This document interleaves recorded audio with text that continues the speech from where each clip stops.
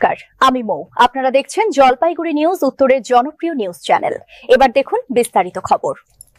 Gas পাইপলাইনের ক্ষতিপূরণ নিয়ে তৃণমূল নেতাদের বিরুদ্ধে বড়সড় আর্থিক দুর্নীতির অভিযোগে উত্তপ্ত হয়ে উঠল জলপাইগুড়ি।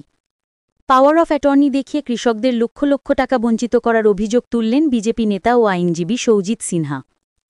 কেন্দ্রীয় সংস্থা গেইলের উদ্যোগে বর্তমানে জলপাইগুড়ি শহরসহ 12পিটিয়া গ্রামীণ এলাকায় বাড়ি বাড়ি রান্নার গ্যাস পৌঁছে দিতে কৃষিজমির ন্যায্য ক্ষতিপূরণ দিয়ে পাইপলাইন বসানোর কাজ চলছে। কিন্তু সেই ক্ষতিপূরণ ঘিরেই তৃণমূল নেতৃত্বের বিরুদ্ধে দীর্ঘদিন ধরে কাটমানির অভিযোগ উঠছিল। এবার সেই অভিযোগ প্রমাণসহ প্রশাসনের কাছে জমা করলেন সৌজিতবাবু। তার অভিযোগ, জমির মালিকরা যেখানে 20 লক্ষ টাকার ক্ষতিপূরণ পাওয়ার কথা, সেখানে তৃণমূল নেতারা পাওয়ার অফ অ্যাটর্নি নিয়ে সেই টাকাকে নিজেরাই নিয়ন্ত্রণ করছেন। ফলে কৃষকের হাতে তুলে দেওয়া হচ্ছে মাত্র 10-12 লক্ষ টাকা, বাকি লক্ষ লক্ষ টাকা চলে যাচ্ছে দালাল চক্রের হাতে। তার দাবি, এভাবে কোটি কোটি টাকা হাতিয়ে নেওয়া হয়েছে। এদিন জেলা শাসকের দপ্তরে এসে আদিবাসী নেতা রাজেশ লাকড়াও একই অভিযোগ তোলেন। তিনি বলেন, পাওয়ার অফ অ্যাটর্নি বিকিয়ে গরিব কৃষকদের কাছ থেকে লক্ষ লক্ষ টাকা আদায় করা হচ্ছে। এটা লজ্জাজনক। অভিযোগের কপি জেলা প্রশাসনের হাতে তুলে দেওয়া হয়েছে। বিষয়টি খতিয়ে দেখার আশ্বাস দিয়েছে প্রশাসন। কোনো অংশে কম না, আমি দায়িত্ব নিয়ে আপনাকে বলছি, গেইলের টাকা যে ডিস্ট্রিবিউশন হয়েছে সেখানে একটা বিশাল দুর্নীতি হয়েছে।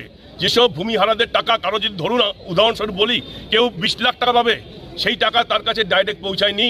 সেখানে লোকাল কোনো তৃণমূলের দালাল রয়েছে, এজেন্ট রয়েছে, যে বলছে আমাকে পাওয়ার না দিলে আপনি টাকা পাবেন না, আমাকে পাওয়ার অফ অ্যাটর্নি করে দিতে হবে। সেই পাওয়ার অফ অ্যাটর্নি নিয়ে এসে এখান থেকে সেই টাকা, সেই পাওয়ার অফ অ্যাটর্নি হোল্ডার যে তার কাছে ঢুকেছে 20 লাখ টাকা ধরুন, এবং সেই 20 লাখ টাকাতে মাত্র 10, 12 বা 8 লাখ টাকা ভূমিহারা পেয়েছে। বাকি টাকাটা সমস্তটা দুর্নীতি হয়েছে। এবং এই যে দুর্নীতি হয়েছে, এর সাথে যারা এই পাওয়ার অফ অ্যাটর্নি হোল্ডার, যারা তৃণমূলের নেতা রয়েছে বিভিন্ন অঞ্চলে, তাদের সাথে যদি প্রশাসনের কর্তাদের যোগাযোগ না থাকে, যোগাযোগ না থাকে, হতে পারে না। এটা বড় একটা স্ক্যাম, এবং সকলে মিলে এই রাজনৈতিক দলের নেতা এবং প্রশাসনের কর্তারা মিলে এই দুর্নীতি করছে। এটা থরো ইনভেস্টিগেশন হতে হবে আমাদের দাবি। আদালত যাবোই, সেটা আলাদা ব্যাপার, কিন্তু কেন মানুষকে, সাধারণ মানুষকে, এই যে রাজবংশী আদিবাসী সম্প্রদায়ের মানুষ শহরে, আমাদের গ্রামাঞ্চল থাকে, এদের আর্থিক অবস্থা ভালো না, কেন কথায় কথা আদালত যেতে হবে? একটা সরকার, দায়িত্বশীল সরকার থাকলে তার সঠিক যদি কাজ পালন করে, সঠিক রাজধর্ম পালন করে, তাহলে কেন এরকম হবে? আমার দাবি এটা। আদালত রয়েছে, আমরা চাঁদা তুলে যাবো আদালতে, পকেটে টাকা দিয়ে যাবো আদালতে, আর শেষ থেকে ছাড়বো, সেই বিষয়ে কোনো সন্দেহ নাই। কিন্তু আমাদের দাবি, একটা যদি সত্যিকার সরকার থেকে থাকে, সেখানে সরকার যদি রাজধর্ম পালন করে, তাহলে এই ধরনের দুর্নীতি এরকম অরাজকতা চলতে পারে না। আপনি ভাবতে পারেন, একটা সভ্য সমাজে আদিবাসী রাজবংশী সম্প্রদায়ের মানুষকে মেরে ধরে তার জমি দখল করছে, এটা কোন জগতে আমরা আছি? কোথায় বাস করছি আমরা? আমার নাম সৌজিত সিংহ। আমাকে 78 খানা মানুষরা লিখিত অভিযোগ করেছে যে তাদের এনআরএল এবং আপনার গেল কোম্পানি যে গ্যাস পাইপলাইন যেটা রাজ্য সরকারের মাধ্যমে হয়েছে, সেই গ্যাস পাইপলাইন যেটা ক্ষতিপূরণ পাওয়ার যেটা বেনিফিশিয়ারি, জমির চাষিরা, যারা মালিকরা জমির, তারা সঠিক পরিমাণে এইভাবে শুনেন না। শুধু এসটি না, শিডিউল কাস্ট তো আছে, রাজবংশী শিডিউল কাস্ট আছে, শিডিউল ট্রাইব আছে, ওবিসিরা আছে, মাইনরিটিরা আছে, মুসলিমরা আছে, খ্রিস্টানরা আছে, বৌদ্ধরা আছে, বিভিন্ন ধর্মাবলম্বীর সম্প্রদায়ের মানুষ আছে। তাদের আজকে প্রাপ্য টাকা পাচ্ছে না বলে তো আজকে এখানে আসা ডিএম অফিসে।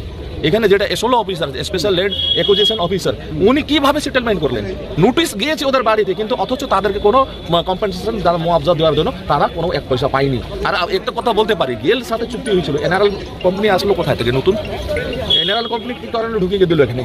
মানুষকে এখানে সম্পূর্ণভাবে অন্ধকারে রেখে এখানকার সাধারণ কৃষকদের জমি কেড়ে নেওয়ার এবং তাদেরকে ভুল ভ্রান্তি বুঝিয়ে মাফিয়াদেরকে ইউজ করছে। প্রশাসনও মাফিয়াদের সঙ্গে রয়েছে, পুলিশ প্রশাসনও রয়েছে, সরকারও রয়েছে। ওদের মধ্যে আজকে এই গরিব চাষিদের জমিতে আজকে অন্যায়ভাবে নির্বিচারে গ্যাস লাইন পোতা হচ্ছে। তার প্রতিবাদের জন্য আমাকে যেখানে যেতে হবে, আমি সেখানে যাওয়ার তৈরি আছি।